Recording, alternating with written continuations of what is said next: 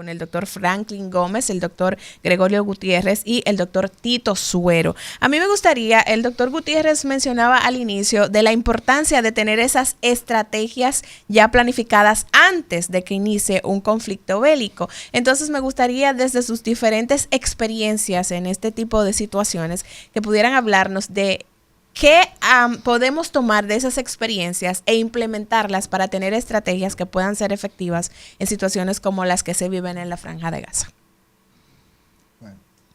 Bueno, las experiencias generan conocimiento, por eso son experiencias, y a su vez se convierten en experiencias. El asunto es que se asimilen. Y la asimilación de esas experiencias no puede ser individual. Hay quienes han aprendido y aprovechado lo que las situaciones que se presentan han vivido y han aprovechado eso para que en situaciones similares en el futuro saber qué hacer. No tropezar dos veces con la misma piedra. Pero eso tiene que ser un elemento de deber o responsabilidad de los estados. Claro. Y en países como los nuestros, donde la indisciplina social, ¿no? Que nosotros la vemos simplemente de una manera sencilla hasta en el tránsito. Nos damos ahí es donde cuenta, más lo vemos en el día a día, ¿no? En el día a día. Para usted poder establecer una verdadera estrategia de respuesta a largo plazo en situaciones que se puedan presentar, usted tiene que contar con una población que responda a los lineamientos que vengan. O sea, que haya autoridad y que esa autoridad se reconozca. Se reconozca y que es un problema serio que hay en este caso. Pero en este caso, en esa zona no hay una autoridad que se reconozca. Que se reconozca. Porque ese país, por ejemplo, Palestina tiene, pues, el grupo donde está Gaza, quien controla eso es Hamas. Pero no hay manera de tú sentarte a hablar con Hamas. Por ejemplo, esa es una situación donde esa población está a la libre, siendo víctima de bombardeos, pero siendo víctima también de la represión a lo interno por parte de quien gobierna. Entonces ahí hay una autoridad que no es una autoridad pro la población, sino bajo los intereses que ellos han demarcado. Nosotros somos un país que no somos potencia. Desde el punto de vista geopolítico, el único problema real que tenemos es Haití. Pero es un problema que se puede manejar diplomáticamente, con todo lo que usted ve, con todas estas cosas. Pero para eso hay que tener una visión bien definida. Y debemos tener interlocutores que no los hay ahora. Tenemos ese gran problema. Porque aquí siempre hemos tenido relaciones con Haití, pero no se ha llegado a un nivel tan crítico como este de ahora. Y hablando de eso, las guerras generan tantas cosas desde el punto de vista sanitario, que es el tema que estamos viendo. Sí. Y no solamente las guerras de confrontamiento, sino simples ocupaciones pasivas, como es el caso de la ONU en Haití. La ONU en Haití, que duró 10 años fue. La MINUSTAH. La MINUSTAH. El resultado, desde el punto de vista sanitario, fue catastrófico. Y no era una guerra así, frontal. Era una ocupación. Y eso, o sea, y usted dice que esos resultados fueron catastróficos, ¿en qué sentido? En el sentido de que generaron, por ejemplo, un cólera que todavía está rindiendo. Hay secuelas ahí. Pero ese es producto de la intervención, o sea, claro. Soldados de la MINUSTAH llevaron el cólera. Desde Brasil, me parece, ¿no? No. De África. De Nigeria, por ahí creo que era así. O sea que las guerras generan todas esas cosas. Y no podemos dejar las condiciones bélicas al margen, aún sean pequeñas, se quedan unas secuelas terribles. Es una herencia entonces de esa ocupación de la Mira, cuando estábamos haciendo la especialidad, yo rotaba por el hospital Sklifasovsky de Moscú. Usted estuvo en Rusia. En Moscú. En Moscú, ¿no? Exacto. El hospital Pirogov, de allá de Moscú, la primera Balnitsa, era un hospital que estaba adscrito a la Academia Militar Frunze. La Academia Militar Frunze era lo mismo que el West Point de Estados Unidos. O sea, la academia más prestigiosa de Rusia. Y ahí, a ese hospital... En ese entonces era la URSS. La URSS. Sí, era la Unión de Repúblicas Socialistas Soviéticas. A ese hospital llevaban soldados de la Armada y también soldados de infantería y también soldados aéreos. Y lo que más me llamó la atención es que tú veías a un general aquí en esta cama y al lado había un cabo. O sea, no existía esa diferencia. El asunto estaba en base a la patología que se tuviera. Exacto. Pues mira, en el Sklifasovsky, que era el hospital de quemados, por donde tuve que rotar también, ahí llevaban a las víctimas de las bombas de napalm que lanzaban los norteamericanos en Vietnam. Y por primera vez yo vi el uso, me sorprendió, pero el uso de injertos de cadáveres, de piel. Injertos de piel. De piel de cadáver.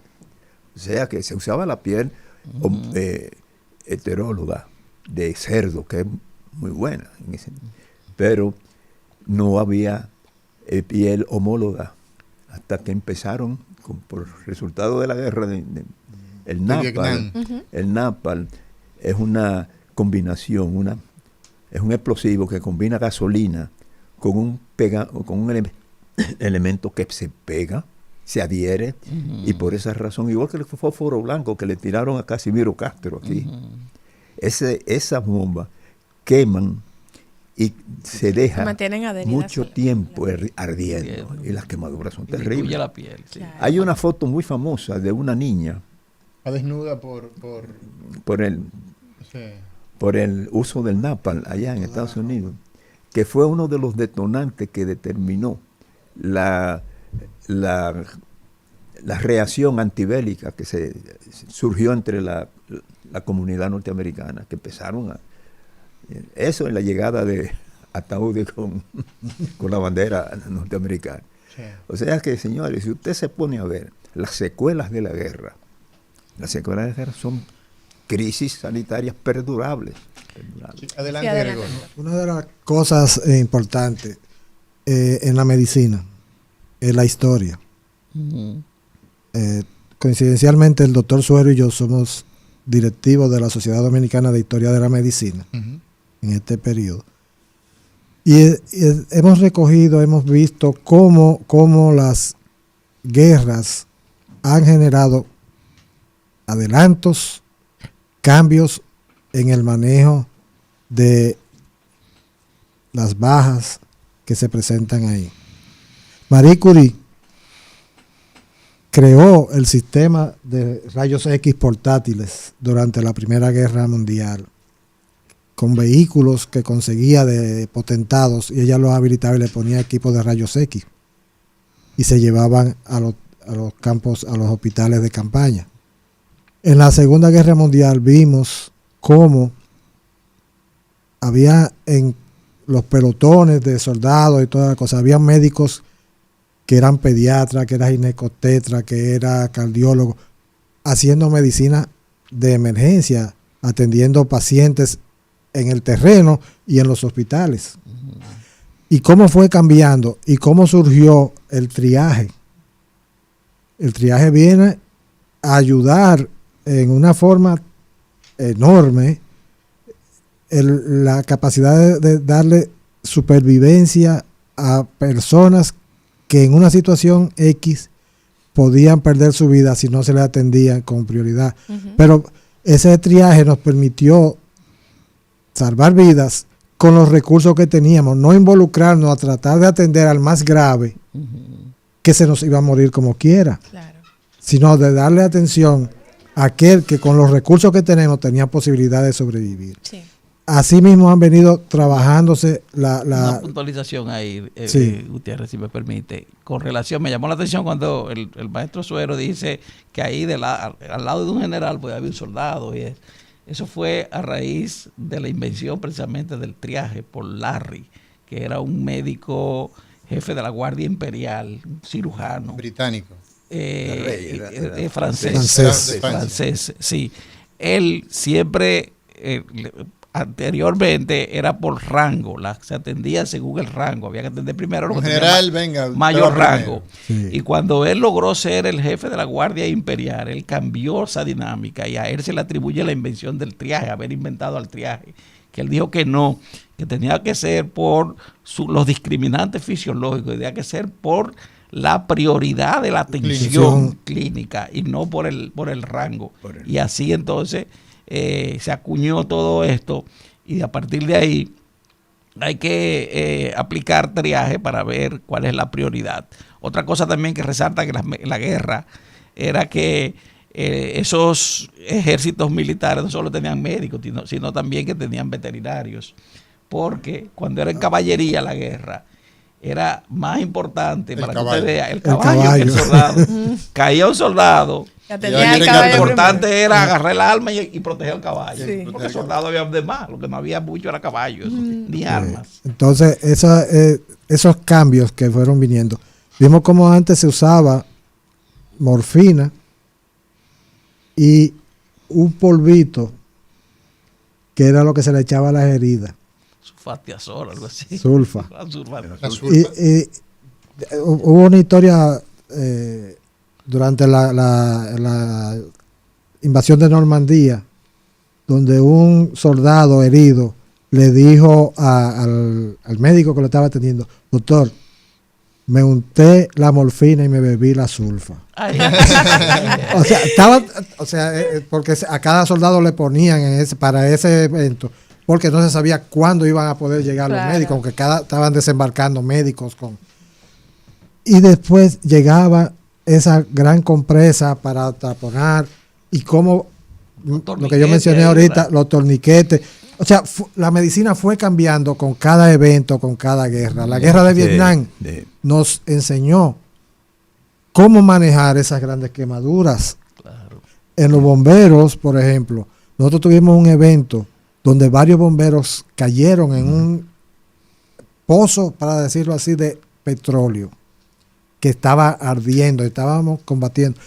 Y tuvimos esos bomberos y las técnicas que sabíamos nos ayudó a quitarle todo ese petróleo que se le adosó al uniforme y al cuerpo y limpiar esas quemaduras para que no quedaran con cicatrices ni inmovilizadas. O sea que la medicina va con los eventos que se presentan respondiendo. La guerra también, en un sentido, aunque Luca, que es algo medio feo decirlo, nos trae conocimiento y nos ayuda para salvar más vidas. Vietnam fue otro terreno. El mismo Hipócrates nos enseñó eso. Las guerras enseñan, y de la guerra es que han surgido precisamente todas las convenciones, todos los protocolos y todo esto. Por ejemplo, el caso de la escala de Glasgow. O sea, en situaciones de desastre surgen métodos donde hay que optimizar el tiempo y optimizar los recursos. Una manera de tú poder definir rápidamente cuál es la condición que tiene una persona que ha resultado con un traumatismo a nivel craneoencefálico es poder establecer la posibilidad que esta persona tiene de ser atendido de manera prioritaria o qué hacer. Entonces, evidentemente que donde mayor cantidad de víctimas pueden surgir es en medio de los conflictos, porque ya ustedes decían, 10.000 años han pasado de la guerra en Grecia y esas No, descripciones. mucho antes, la de Grecia es unos 3.000 y pico. Hemos tenido que a lo largo de la historia, desde que el hombre empezó a escribir, pues se viene redactando a lo que ocurre, lo que acontece en medio de la guerra. Señores, la medicina de emergencia, donde el doctor Franklin Gómez es médico emergenciólogo, y la medicina prehospitalaria, la atención prehospitalaria, son hijas de la medicina militar. Sí. De la medicina militar. Por esa razón. Y los militares son para la guerra. Son para la guerra. Por esa razón, la mentalidad que hay dentro de los médicos emergenciólogos y dentro de los prehospitalarios y paramédicos prehospitalarios es una concepción militarista. Ahí se rigen por órdenes. Y la disciplina. Porque en una emergencia tú no puedes decirle a uno, ¿qué tú estás haciendo? ¿Tú me puedes ayudar? No, son órdenes. Mire, claro. enfermera tal, tráigame usted. Es así. Claro. Cosa que, por ejemplo, en una sala del hospital tú puedes ir más suave, pero en una emergencia no. Claro. Y eso viene de la medicina militar. Esa disciplina vertical nace justamente de la medicina militar. Vamos a ver qué dice la gente. 809-682-9850, línea internacional 833-380-0062. Diga usted, buenos días. ¿Cómo estamos, Dari? Adelante, Dari. Una pregunta para el doctor, que si él tiene el dato de cuántos soldados se pudieron salvar o se salvaron cuando la intervención americana en el 65 aquí en República Dominicana, y cuál fue la importancia de los médicos cuando la usan. Gracias y buen día. Gracias a ti. Buenas, diga usted. Buenas. Y adelante. Sí, el programa, el Rumba. Adelante, buenas. ¿Perdón? Diga usted. Sí, quisiera opinar algo. Adelante, si es de salud, lo que quiera. Buenos días. Buenos días. Sí. Buenas. Señores, tenemos que irnos a una pausa. La pregunta que ha hecho Daris al regreso, nos vamos a una pausa. Hoy, crisis sanitaria en medio de la guerra.